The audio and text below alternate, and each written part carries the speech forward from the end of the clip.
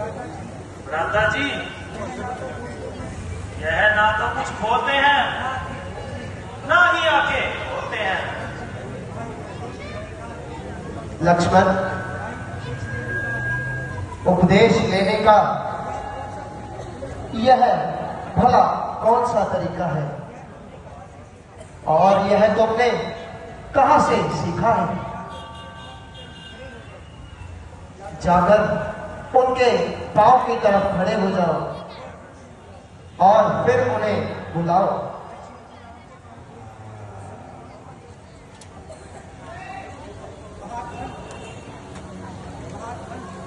महात्मन, पुराने वैर भाव को चित्त से निकाल दीजिए और कोई सदुपदेश देकर मुझे तीर्थार्थ कीजिए।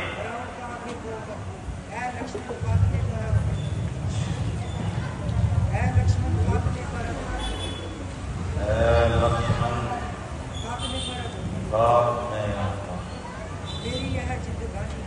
मेरी यह जिंदगानी है, पर तुझको नसीहत क्या, मुझे यह खुद हैरानी है। अगर चिलक हिलाने की ना रही अब ताकत में, फिर भी कथा मैंने तुम्हें अपनी सुनानी है। मेरी बात तेरे हक में, मेरी बात तेरे हक में अवश्य ही लाभदायक है। सुनो क्योंकि अभी तुम पर नई नई आई जवानी है। विषय भोगों को जाने भूल कर भी ना नजर करना। हुई जो मेरी यह हालत उसी की मेहरबानी है। खुशामद चापलूसी से जो करे चापलूसी तेरी, ना मित्र समझना उसको, तेरा वह शत्रु जानी है। मेरा खाना खराब चापलूसों ने ही कर डाला। जो उजड़ी स्वर्ण की गंगा ये इन्हीं की बेईमानी है। जो अपना शत्रु हो चाहे वह कितना ही अपाहिज हो, उसे दुर्लभ समझ लेना सरासर ही नादानी है। वह अपने और बेगानों की नहीं पहचान कर सकता तो निश्चय ही समझ लो कि उसकी तबाही की निशानी है। जहां तक हो सके तुमसे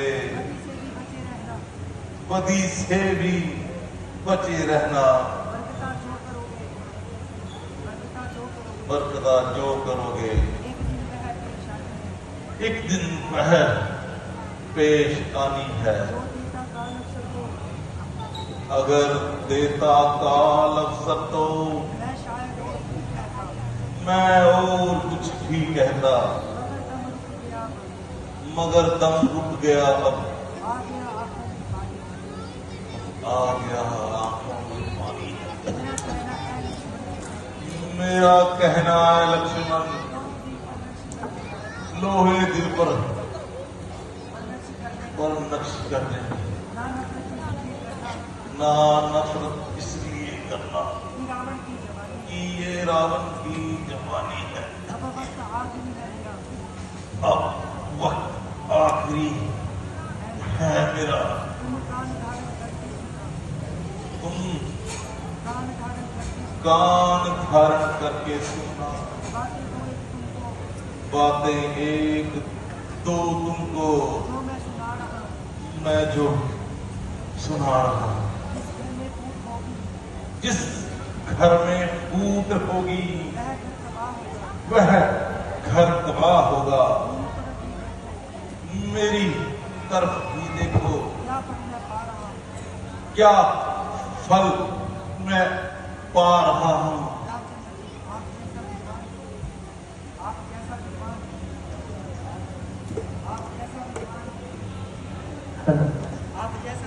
आप जैसा विद्वान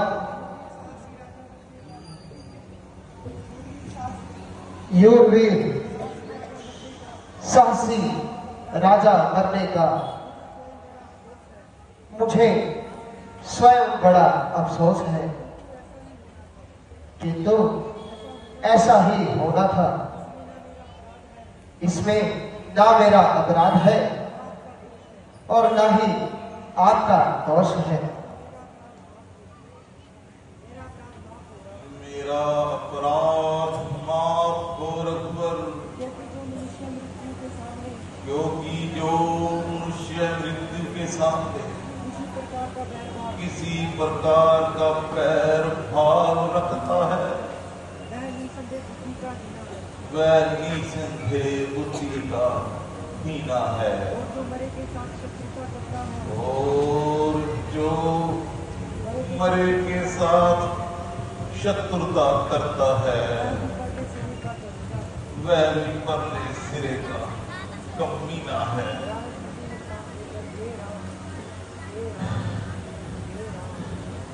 हे राम,